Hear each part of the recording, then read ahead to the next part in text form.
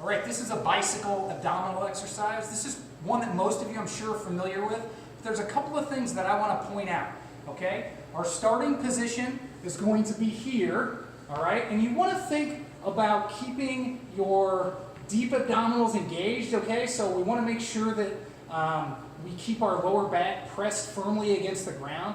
We don't want to have any space here between the low back and the ground. We want to keep that back flat on the ground to ensure that we're keeping our abdominal muscles engaged, all right?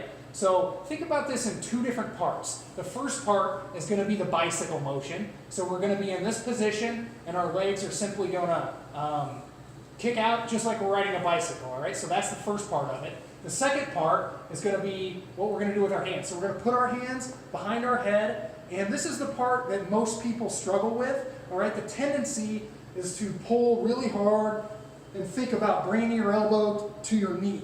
And the problem with that is most people, when you do that, you tend to pull your spine out of alignment, all right? We put a lot of stress on the back of our neck, and we take our spine out of a position that's stable.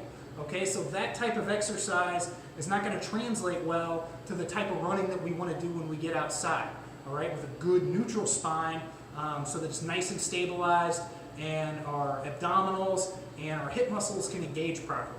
So, that being said, we want to put our hands behind our head nice and lightly.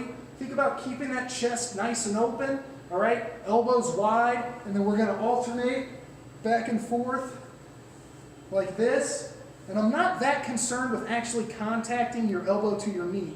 All right, that cue is what's going to lead you to pull your head forward like that. So just keep that chest nice and open.